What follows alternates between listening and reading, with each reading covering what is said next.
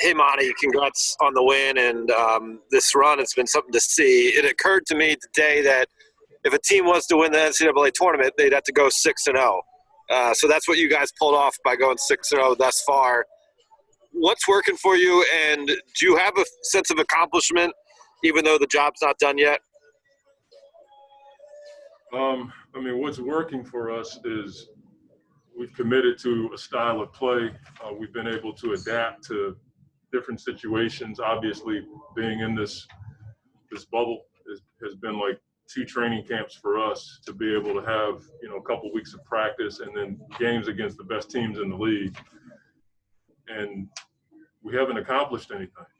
That's it may sound like coach speech, but we dug ourselves a hole with our record. We scrapped all year long. We won some games, but it's been an uphill battle for us, and we've done a good job of getting to this point. And no one knew we were going to be here, but we're here, and we're thankful for that. But we haven't accomplished anything as far as the main goal, which everybody's just trying to get to the playoffs. And we've just said we're going to take it one step at a time. Our next focus is our video session in the morning, and actually tonight, when the guys get back and eat right and recover and hydrate and all the stuff we have to do to get ready for tomorrow. So that's been my mindset, to do the next right thing and to get our guys thinking that way and try to keep this thing going the way it has. All right, next up is going to be Dwayne Rankin with the Arizona Republic. He'll be followed by Joe Varden with the Athletic. Go ahead, Dwayne. Thanks, Palmer. Coach, obviously DeAndre didn't get to start as far as with the testing, missing that window yesterday and then getting retested today, and then he joined the team, came in the second quarter. Just what was the reaction from you, and when did you find out he wasn't going to be available, and just the whole, if you could just give us some insight on your mind and how it was rolling during all this. Listen, I've said from day one, we had to navigate the uncertainty. And getting tested every day is just different for us. And so I find myself, I'll test in the morning and we'll get to about 4 or 5 o'clock and I'll like ask myself questions like, did I test? You just get confused by it. And I know I'm not the only one that's done that. So we've said in the NBA season, there's going to be guys are going to make mistakes. You have to be able to give people grace. It wasn't intentional. And thankfully, he was able to get tested early enough to get the results back so he could come and play. And the guys received him with open arms because we all understand we're human. And we have to be better. We know that. But he's not the only one that's done that since we've been here. It just happens. And I'll tell you straight up, I've been caught myself, asking myself as I talk to myself in my hotel room, which I do a lot. And I asked myself, did I test? And I did, but if you just forget because you do it so much. All right, Coach, next up is Joe Varden with The Athletic. He'll be followed by Mark McClune with Channel 3, Channel 5. Go ahead, Joe. Yeah, Monty, in high school football, there's the get back coach who's got to keep everybody back on the sideline. Yeah. You have somebody who's assigned like the test coach to make sure everybody goes. No, we don't. But we have some methods in place that, to make sure guys, the league is done. You get a receipt to make sure that you've done it. So. And then what was that like today? So you know that he's able to get tested in the morning, but he's not with you when the team comes over. Are you like looking at your watch or getting updates about where he is? Like what was all that like? No, I just think this team has, as all NBA teams have to do, you have to adapt to situations. And so once you hear the news in the morning, you just figure it out. You have guys on your team that are ready to play. And that's the thing that's helped us all year long. We have guys on the bench that are ready to play at any given moment. And that was my mindset. Like, let's move forward. We got to regroup a bit and we'll just adapt to the situation. All right, Coach, next up is Mark McClune with Channel 3, Channel 5. He'll be followed by Kellen Olson with Arizona Sports. Go ahead, Mark. Hey, Coach, just another one about DeAndre. Just wondering, was it a distraction at all leading up to tip-off? And what did you think of the way he responded throughout the game, the way he played? I wouldn't say, there's different distractions. You know what I mean? It wasn't a negative distraction. It was just like, a blip on the screen type of distraction because it's not intentional. It can happen to you. So I wouldn't call it a distraction that had everybody down. Obviously, he's a huge part of our team. When we got the news that, he had tested early and he could, possibly come back, that took away some of that. And I'm not trying to diminish, what happened, but it has happened here in the bubble because this is a new thing for us. And you just have to kind of check yourself all day long. Like, did I test myself or did I test myself yesterday or did I do it this morning? It's just the way it has been for us here in this bubble.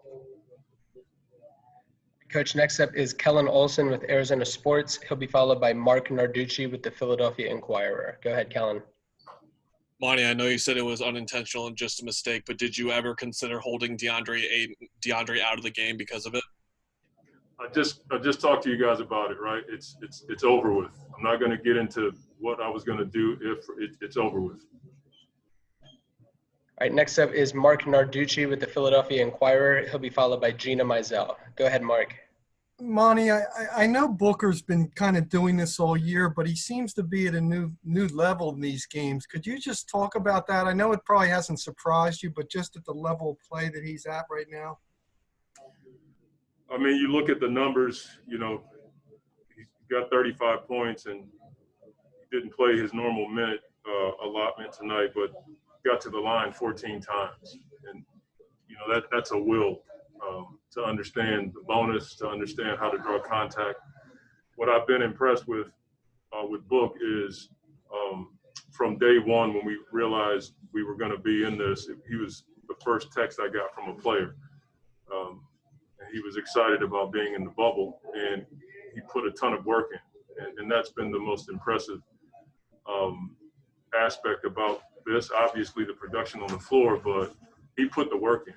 And when I talked to our strength guys, they showed me his numbers and how they had improved as far as his strength and conditioning goes. And that's a sign of a guy that wants to get better, prepared for this opportunity, and he's making the most of it. All right, Coach. Next is Gina Mizell with Valley Tales Newsletter. She'll be followed by Mark McClune with Channel 3, Channel 5. Go ahead, Gina. Hey, Monty, after you guys fell down by 15 points in the first quarter, just what flipped or changed for you? And then the fact that you guys were able to build a lead and sustain it and rest your starters, how key was that, not just because of the back-to-back tomorrow, but also because you've played so many tight games here in Orlando? Yeah, it was key for us because we did not execute the game plan the first 8 minutes of the game. We were supposed to switch certain pick and rolls, and we kept giving up threes. And there were a couple of situations where we fouled Chris. We know Chris is going to draw fouls and initiate contact. We didn't handle that well. And about late first quarter, for sure in the second quarter, we just had better game plan discipline.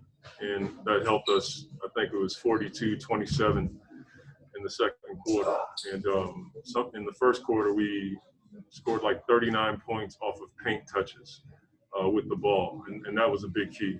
That helped us score, and we just defended a lot better. And so it's obviously important to, on the back-to-back to get Ricky and Book and all the guys who've been playing heavy minutes a little bit of rest, but everybody's pretty tired at this point, but at the same level. So it may be an advantage for us, but we got to take advantage of it. All right, Coach, next up is going to be Mark McClune with Channel 3, Channel 5. Go ahead, Mark. Hey, Coach, what was your reaction when Booker pulled up from half court and launched a three? Have you seen that before in practice or sometime this season? Not that particular shot, but he just made it. I don't have a reaction to it at all. He just made it. It was at the end of the shot clock, and he just made a crazy shot. All right, Coach, and our final question is going to come from Dwayne Rankin with the Arizona Republic. Go ahead, Dwayne. Coach, I know obviously with the task at hand and you've got two more you're trying to get, and obviously you've talked about how the job's not done. I was just curious, what was said at the half? Because, to play the way you guys started and then to be up one at the half, were you like, okay, we're back in, or were you kind of irritated with how that first half went overall? More so the first quarter.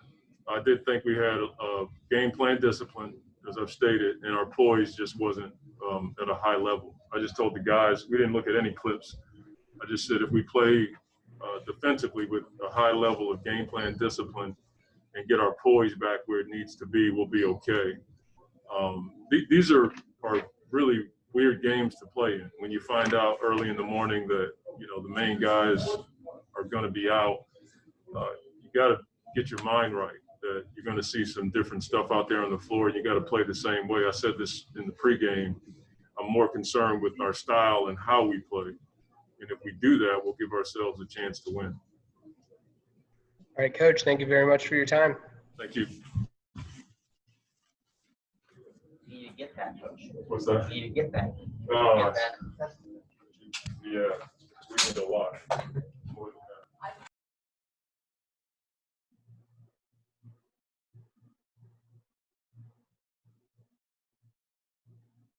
All right, Devin. Sure. We're going to get started with a question from Dwayne Rankin with the Arizona Republic. He'll be followed by Kellen Olson with Arizona Sports. Go ahead, Dwayne. Thanks, Palmer. Devin, first, congrats on the win. Second, just get into it now. I mean, obviously, Deandre didn't get to start with the testing yesterday and testing this morning. How's he feeling about it? You had a chance to talk to him. And then just you guys able to bounce back after a slow start in the first quarter and get it going.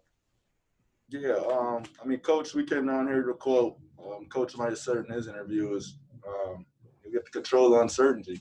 I mean, we don't know what's going to happen. Obviously, just overall, this format as a whole is something we've never seen before. So we're focused on ourselves with the next man up mentality. From what I heard, DA did test. But that is what it is. We played a good game of basketball today. We played together. After a slow start, we got it together and, ended up coming out with a big win. All right, Devin, next question is actually going to come from Dave McMiniman with ESPN. He'll then be followed by Kellen Olson with Arizona Sports. Go ahead, Dave. Hey, Devin, how does this experience so far compare to other basketball experiences in your life? I mean, being 6-0, being the talk of the bubble, putting yourself in striking distance of the 9 seed and potential play-in. What's it been like for you? It's been fun. We've been playing really good basketball. And we've been having fun on and off the court with each other. We're becoming closer. We're learning each other, and we're communicating with each other. So, we're taking it one game at a time. That's been our mindset since we got here, and we're sticking with that. So it's been a competitive environment, a focused environment since we got down here. So we're trying to maintain that, keep that going, and finish this thing out strong. All right, next up is Kellen Olson with Arizona Sports. He'll be followed by Malika Andrews with ESPN. Go ahead, Kellen. Hey, Devin, you've been stepping it up defensively as well. How important is it to you to set that example for your team that you're going to put in the work on that end as well? Yeah, defense is, team concepts. So I can't just credit, my defense. I think it's, us helping each other out. The whole defense is on a string. When there's better communication, better link, and everybody's helping each other, I think that's how you determine if somebody's a good defender or not. And that's what's been working with us, and that's what's keeping us alive in games. Our ability to guard without fouling, and on the other end, we just know what we're doing. But when we're communicating and we're helping each other out on the defense end, we're a tough team. Next up is Malika Andrews with ESPN. She'll be followed by Mark McClune with Channel 3, Channel 5. I was curious how here the off days for you differ when you are in this bubble with only certain things to do, but also this kind of mounting pressure in some ways being perfect, essentially. You guys have been perfect since you got here. Mentally, how is it different when you're in this kind of sequestered area? It's all basketball. I think Jaylen Brown had a quote yesterday. Some guys want to get away from basketball after games, and you can't get away from it here. So I know we've been having little intimate team meetups in our room, watching the other games. So it's basketball all day, and I'm enjoying it. doesn't really differ from my routine at home rather than having my family and friends around. But I'm usually just at the house preparing for a game, just chilling, and that's what I'm doing out here. And next up, we have Mark McClune with Channel 3, Channel 5. He'll be followed by Richard Syons with Fox 10. Go ahead, Mark. Hey, Devin, congrats on the win. Curious, the decision to pull up from half court and launch the three, and how many times do you practice that shot in the course of a practice during the year? I was telling the guys on the team I was open. No, I'm just messing with you. But, it was late shot clock, and just had to get one on the rim, and I don't shoot any shots to miss them. All right, next up is Richard Syons with Fox 10. He will then be followed by Mark Narducci with the Philadelphia Inquirer. Go ahead, Richard. Hey, Devin, congrats on the win. It seems like every game, obviously you play well, but every game somebody else seems to step up. Today it was Dario. The other game it would be Carter. Another game it would be Bridges or Cameron Payne. How encouraging is that to you to know that each and every game, it's not just going to be you and the core players, that you're going to have some help, especially if you get into foul trouble or something like that? Yeah, it's very encouraging. I think everybody's mindset down here, I've said it a few times that, we're just all hoopers.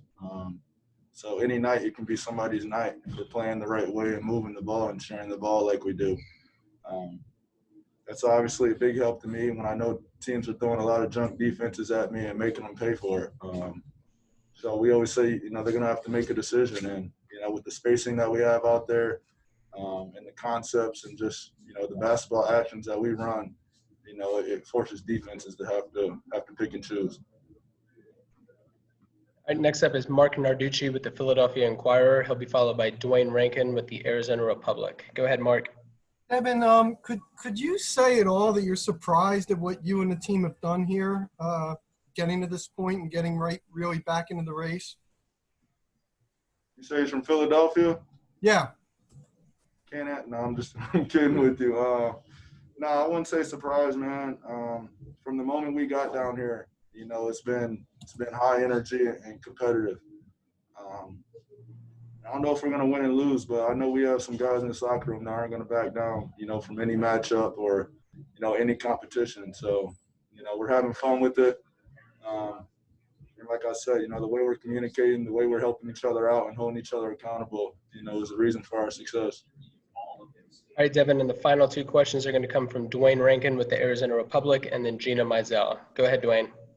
Thanks, Palmer. No, Devin, I wanted to first just clarify, DeAndre tested this morning, but he missed the window on Sunday. That's how that went. But I was just asking you, how do you keep track of when to take the test? Is it, just constantly on the brain? I'm just curious how you even monitor that for yourself. To take the test? Yeah. It is a long walk. I ain't gonna lie. From the room to the testing room, it's a trek. But you just pick a part out the gate and go down there and get tested. An off day, it can slip your mind. It's not the first thing I'm thinking about when I leave practice. I'll tell you that. All right, Devin, and the final question comes from Gina Mizell. Go ahead, Gina. Hey, Devin, after you guys fell behind by 15 in the first quarter, just what do you feel like changed? And then just overall, the fact that you guys are able to sort of methodically claw back and take the lead, like how does that show the, I guess, increasing maturity of this team maybe from earlier in this season? Yeah, I think that shows our growth, the ability to lock in and understand, when we're not doing something right. I think early in the game, the ball movement was stagnant, and that's something that we emphasized in our timeouts and, after the first quarter. JC was over there, holding people accountable. Multiple people are campaigning where too. So, those are the guys we need to be honest with us, let us know we're not playing the right way. And, I think the game's about adjustments, the ability to adjust, during mid-game or mid-quarter and be able to turn it on. And that's what we did tonight.